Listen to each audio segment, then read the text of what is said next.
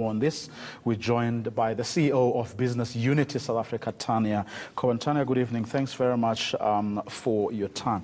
I was looking at the welcome message by the BUSA president, Sipho Pitjana, where he says, and I quote, "Our economy is facing formidable headwinds." And then he goes on to say, "These challenges can only be resolved when business, a critical stakeholder in any society, is clear about its role and intended contribution." Are you still unclear as business as to what your role is?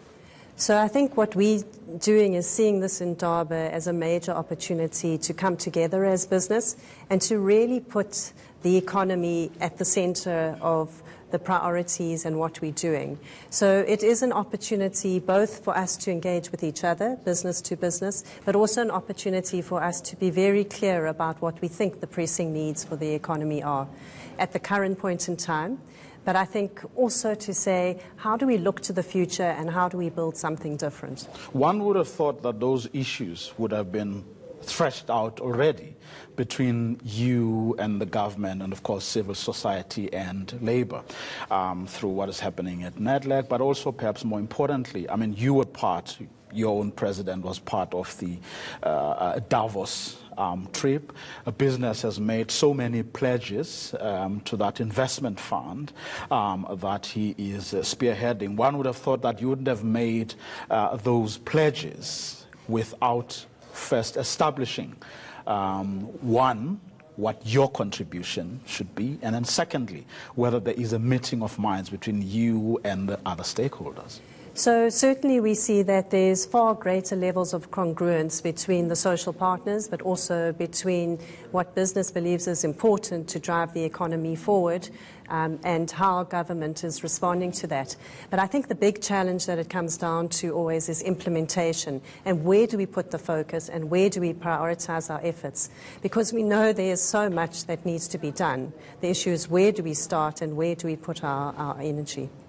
What do you believe is still lacking, that which presumably this summit will really address? If there was one big thing you would want this Indaba to address, what would that be?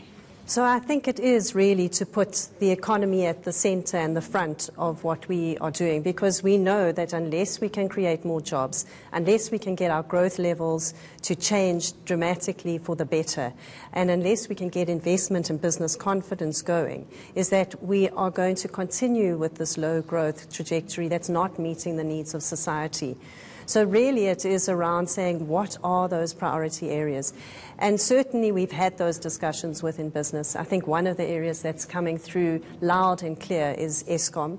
It's seen as a significant risk, both to the fiscus in terms of the financial risk that it poses, but also from an operational point of view in terms of how does it power the economy and how do we move towards a just transition. So we need to really focus on those issues. I think the other area of concern for business is around the state of the budget and how that's going to be managed in the upcoming budget speech. Of course, the issues of policy certainty are always there, and particularly we know around land, around areas such as health, energy, is that we want far greater degrees of certainty and coherence between different areas of government. And I think essentially this Indaba is around how do we tackle those issues together and try and find a way forward that is action-orientated. Let's talk very briefly about a couple of those. Eskom.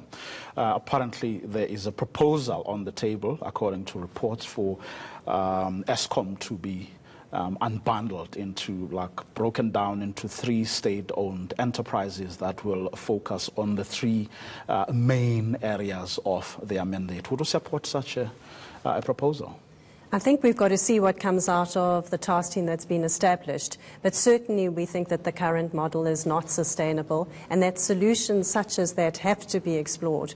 Because if we are going to go from now where we are very, very dependent on coal to energy supply that brings in renewables, which are so much more affordable with modern technology, that is more localized, that has the opportunities to make sure that we use technology that is coming in, is that we have to have a better way of doing things. The current model, where you have such a monopoly within the state, is creating an unsustainable model for the country going forward. But then it wouldn't seem, of course, we don't know much about this. This is from the reports that one has read over the past couple of days.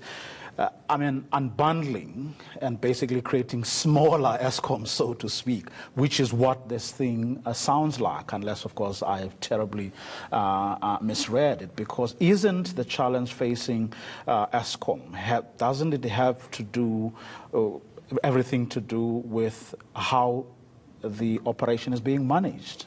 So I think that, first of all, we mustn't be under any illusions that unbundling is a quick solution. It's not. It would take a very, very long time. And I think part of our concern is very much the issue in terms of the operational capability within ESCOM, both from at a plant level, but also at a technical capability as well as at a management capability, to be able to make sure that we don't have load shedding, and to make sure that there's a continuous supply of electricity. And I think the other thing that we really mustn't discount is the fact that it's got to be at an affordable rate. There's no way that consumers, be they private consumers or business, can afford the types of tariffs that are being proposed. And there are more that are still coming. So we have to find a solution between us that is far more positive and sustainable for the country.